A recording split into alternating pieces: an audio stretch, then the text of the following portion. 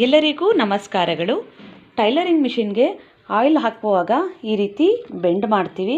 ಆದರೆ ಮೋಟ್ರ್ ಇರೋದ್ರಿಂದ ಬೆಂಡ್ ಮಾಡೋದಕ್ಕೆ ಆಗಲ್ಲ. ಇದ್ರ ಕೆಳಗಡೆ ಎಲ್ಲ ಆಯಿಲ್ ಹಾಕ್ಕೊಳ್ಳೋದಕ್ಕೂ ಕಷ್ಟ ಆಗುತ್ತೆ.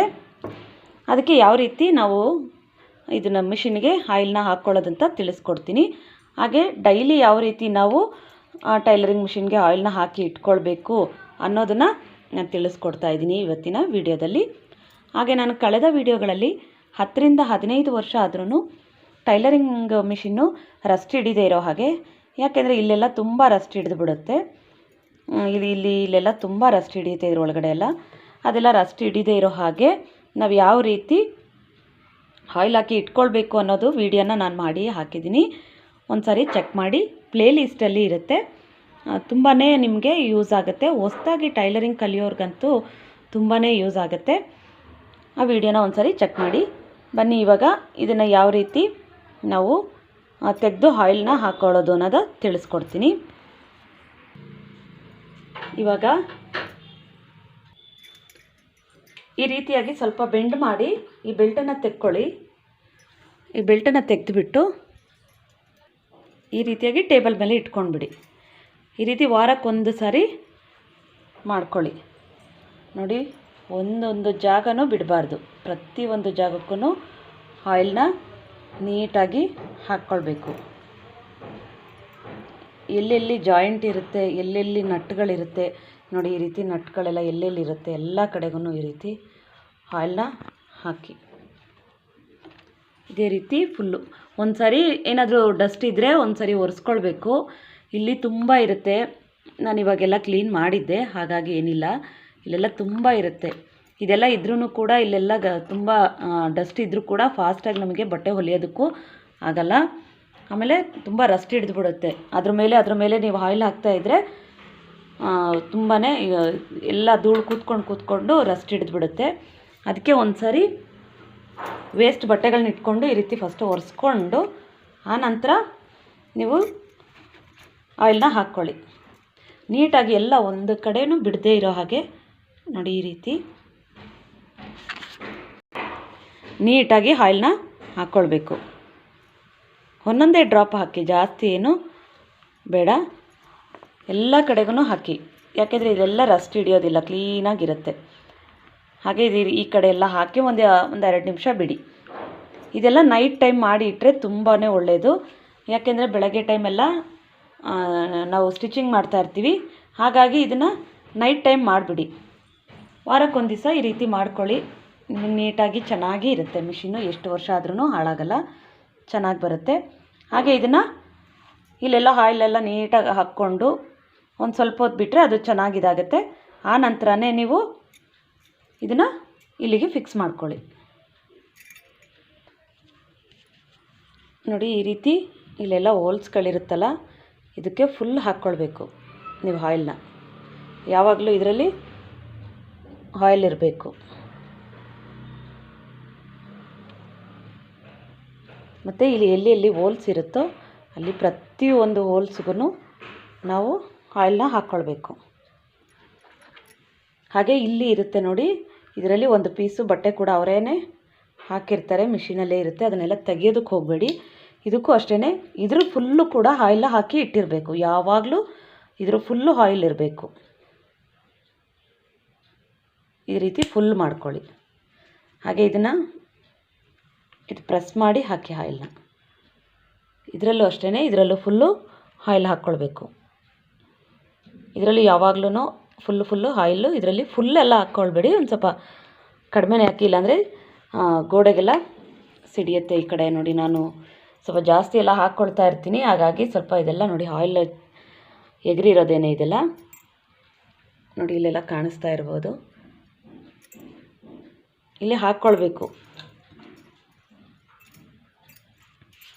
ಈ ರೀತಿಯಾಗಿ ಎಲ್ಲಿ ಹೋಲ್ಸ್ ಕೊಟ್ಟಿದ್ದಾರೆ ನೋಡಿ, ಅದರಲ್ಲೆಲ್ಲನೂ ಹಾಕ್ಕೊಳ್ಬೇಕು. ಇಲ್ಲಿ ಕೂಡ ಅಷ್ಟೇ ನೋಡಿ, ಇದ್ರ ಒಳಗಡೆ ಎಲ್ಲ ಈ ರೀತಿ ಹಾಕಿ ಒಂದು 2-3 ತಿಂಗಳು ಕಳೆದ್ರೆ ಅದು ಸ್ವಲ್ಪ ದಿನ ಆಗಲಿ ಪರವಾಗಿಲ್ಲ. ಒಂದು 4 ತಿಂಗಳಾದ್ರೂ ಇದನ್ನು ಒಂದೊಂದು ಸಾರಿ ಓಪನ್ ಮಾಡಿ ಡಸ್ಟ್ ಏನಾದ್ರು ತುಂಬ ಇದ್ದರೆ ತೆಗೆದುಬಿಟ್ಟು ಕ್ಲೀನ್ ಮಾಡಿ ಆಯಿಲ್ ಹಾಕಿ ಆನಂತರ ಇದೇ ರೀತಿ ಹಾಕ್ಕೊಳ್ಳಿ. ಇಲ್ಲ ನಿಮಗೆ ಭಯ ಇದೆಲ್ಲ ಬಿಚ್ಚೋಕ್ಕೆ ಏನಾದರೂ ಆಗುತ್ತೆ ಅನ್ನೋದಾದರೆ ಏನಾಗಲ್ಲ. ಅನಿಸಿದ್ರೆ ಯಾರಾದರೂ ಇರ್ತಾರಲ್ವ, ಮೆಕ್ಯಾನಿಕ್ ಯಾರಾದರೂ ಇರ್ತಾರಲ್ವ, ಅವ್ರನ್ನ ಕರೆಸಿ ಈ ರೀತಿ ಒಂದು ಸರಿ ಮಾಡಿಸ್ಕೊಳ್ಳಿ.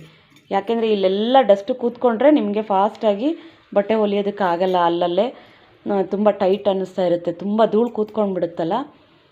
ಹಾಗಾಗಿ ನೀವೇ ಅಭ್ಯಾಸ ಮಾಡಿಕೊಂಡ್ರೆ ನಿಮಗೇ ಬರುತ್ತೆ. ಒಂದು ಜಾಗನೂ ಬಿಡಬಾರ್ದು, ಎಲ್ಲ ಕಡೆಗೂ ಆಯಿಲ್ ಹಾಕಬೇಕು. ಮೇಯ್ನ್ ಏನು ಮಾಡಬೇಕಿಲ್ಲಿ ಅಂದರೆ ನೋಡಿ, ಇಲ್ಲೆಲ್ಲ ಹೋಲ್ಗಳು ಕೊಟ್ಟಿರ್ತಾರೆ.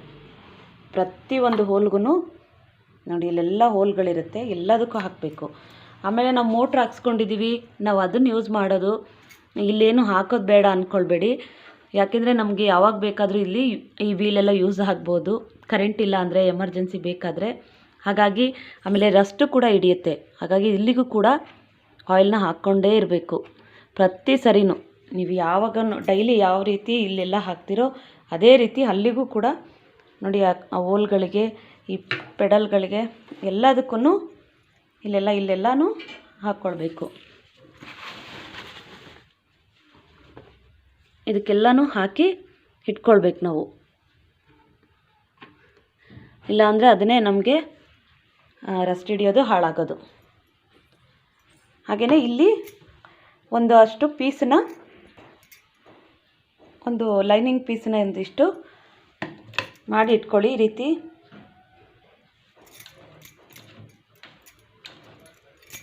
ಇಟ್ಬಿಟ್ಟು ನೈಟ್ ಟೈಮು ಪ್ರತಿದಿನವೂ ಈ ರೀತಿ ಇಟ್ಟು ಆಯಿಲ್ ಹಾಕಿ, ಚೆನ್ನಾಗಿ ಆಯಿಲ್ನ ಹಾಕಿ, ಇದು ಸುತ್ತಲೂ ಆಯಿಲ್ ಹಾಕಿ ಚೆನ್ನಾಗಿ ಇಟ್ಕೊಳ್ಳಿ. ಇದನ್ನು ಏನು ಮಾಡಿ, ನೀವು ಹೊಲಿಯೋ ಸ್ಟಿಚಿಂಗ್ ಮಾಡೋ ಟೈಮಲ್ಲಿ ತೆಗಿತೀರಲ್ವಾ, ಇದನ್ನು ಬಿಸಾಡೋಕೆ ಹೋಗ್ಬೇಡಿ. ಇದೇ ಬಟ್ಟೆನೇ ನಿಮಗೆ ತುಂಬ ದಿನ ಯೂಸ್ ಆಗುತ್ತೆ. ಇದನ್ನು ಈ ರೀತಿ ಕೆಳಗಡೆ ಇಲ್ಲಿ ಇರುತ್ತೆ ಅಲ್ವಾ, ನೋಡಿ ಇಲ್ಲಿ ಕೊಟ್ಟಿರ್ತಾರೆ ನೋಡಿ, ಕೆಳಗಡೆ ಇರುತ್ತೆ. ಆಯಿಲೆಲ್ಲ ಕೆಳಗಡೆ ಬೀಳಬಾರ್ದು ಅಂತ ಅಲ್ಲಿ ಇಟ್ಕೊಳ್ಳಿ. ಈ ರೀತಿಯಾಗಿ ಮಿಷಿನ್ ಕೆಳಗಡೆಯಿಂದ ಇಲ್ಲಿ ಇಟ್ಕೊಳ್ಬೋದು. ನೋಡಿ ಇದನ್ನು ಇಲ್ಲಿ ಇಟ್ಕೊಳ್ಬೋದು. ಮತ್ತೆ ಅದೇ ಆಯಿಲ್ ಆಗೇ ಇರುತ್ತಲ್ವ, ಅದು ತೆಗೆದು ನಾನು ಬಟ್ಟೆ ಎಲ್ಲ ಸ್ಟಿಚ್ ಮಾಡಿದ ನಂತರ ನಾವು ಮಿಷಿನಿಂದ ನಾವಿನ್ನು ಬಟ್ಟೆ ಹೊಲಿಯಲ್ಲ ಇವತ್ತು ಅನ್ನೋದು ನಮಗೆ ಗೊತ್ತಿರುತ್ತಲ್ಲ, ಆ ಟೈಮ್ನಲ್ಲಿ ಈ ರೀತಿ ಇಟ್ಟು ಇದನ್ನು ಕೆಳಗಡೆ ಇಳಿಸಿ ಬಿಟ್ಬಿಡಿ. ನೀಟಾಗಿರುತ್ತೆ. ಯಾಕೆಂದರೆ ಒಂದೇ ಬಟ್ಟೆ ಇದ್ದರೆ ಅದರಲ್ಲೇ ಆಯಿಲ್ ಇರುತ್ತೆ, ಜಾಸ್ತಿ ಡೈಲಿ ಹಾಕೋದೂ ಇರಲ್ಲ. ಒಂದು ಡ್ರಾಪ್ ಹಾಕಿದ್ರೂ ಸಾಕಾಗುತ್ತೆ. ನೋಡಿ ಈ ರೀತಿಯಾಗಿ ನೀಟಾಗಿ ಆಯಿಲ್ನ ಹಾಕ್ಕೊಳ್ಳಿ. ನಿಮ್ಗೆ ಎಷ್ಟು ವರ್ಷ ಆದ್ರೂ ನಿಮಗೆ ಮಿಷಿನ್ನು ಹಾಳಾಗೋದಿಲ್ಲ, ಮತ್ತು ತುಂಬ ಟೈಟಾಗಿ ಎಲ್ಲ ಬರೋದು, ಇದಾಗೋದು ಏನೂ ಆಗಲ್ಲ, ಚೆನ್ನಾಗಿ ಇರುತ್ತೆ. ಪ್ರತಿಯೊಂದು ಜಾಗಕ್ಕೂ ಆಯಿಲ್ನ ಹಾಕ್ಕೊಳ್ಬೇಕು. ಅವ್ರು ಎಲ್ಲಿ ಹೋಲ್ಸ್ ಕೊಟ್ಟಿದ್ದಾರೆ ನೋಡಿ, ಅದಕ್ಕೋಸ್ಕರನೇ ಪ್ರತಿದಿನವೂ ಇದನ್ನು ಎತ್ತಿ ನಾವು ಮಾಡೋದಕ್ಕಾಗಲ್ಲ. ಅದಕ್ಕೋಸ್ಕರನೇ ಇಲ್ಲೆಲ್ಲ ಹೋಲ್ಗಳು ಕೊಟ್ಟಿರ್ತಾರೆ. ಆ ಹೋಲ್ಸ್ಗೆಲ್ಲನಕ್ಕೂ ಆಯಿಲ್ನ ಹಾಕ್ಕೊಳ್ಳಿ. ವಾರಕ್ಕೊಂದಿನ ಇದನ್ನು ತೆಗೆದು ಈ ರೀತಿ ಟೇಬಲ್ ಮೇಲೆ ಇಟ್ಕೊಂಡು ಕೆಳಗಡೆ ಎಲ್ಲ ಬಟ್ಟೆನಲ್ಲಿ ಒರೆಸ್ಕೊಂಡು ಆನಂತರ ಚೆನ್ನಾಗಿ ಆಯಿಲ್ ಹಾಕಿ ಮತ್ತು ಈ ರೀತಿ ಫಿಕ್ಸ್ ಮಾಡ್ಕೊಳ್ಳಿ. ವಾರಕ್ಕೊಂದಿನ ಆ ರೀತಿ ಮಾಡಿ ಪ್ರತಿದಿನ ಈ ರೀತಿಯಾಗಿ ಆಯಿಲ್ನ ಹಾಕ್ಕೊಳ್ಳಿ. ತುಂಬಾ ನೀಟಾಗಿರುತ್ತೆ. ನಿಮಗೆ ಏನು ಪ್ರಾಬ್ಲಮ್ ಬರಲ್ಲ. ಟೈಲರಿಂಗ್ದು ಮಿಷಿನ್ ಬಂದು ಏನೂ ಪ್ರಾಬ್ಲಮ್ ಬರಲ್ಲ. ಈ ವಿಡಿಯೋ ಇಷ್ಟ ಆದರೆ ಒಂದು ಲೈಕ್ ಮಾಡಿ, ಕಮೆಂಟ್ ಮಾಡಿ ತಿಳಿಸಿ ಇಷ್ಟ ಆಗಿದೆಯಾ ಇಲ್ವಾ ಅನ್ನೋದನ್ನು. ಹಾಗೆ ಸಬ್ಸ್ಕ್ರೈಬ್ ಮಾಡ್ಕೊಳ್ಳಿ ನನ್ನ ಚಾನಲನ್ನು. ಇನ್ನು ಬೇರೆ ಯಾವುದು ಟೈಲರಿಂಗ್ ಬಗ್ಗೆ ಮಾಹಿತಿ ಬೇಕಿದ್ದರೆ ಕಮೆಂಟ್ ಮಾಡಿ ತಿಳಿಸಿ, ನಾನು ವಿಡಿಯೋಗಳನ್ನು ಮಾಡಿ ಹಾಕ್ತೀನಿ. ಧನ್ಯವಾದಗಳು.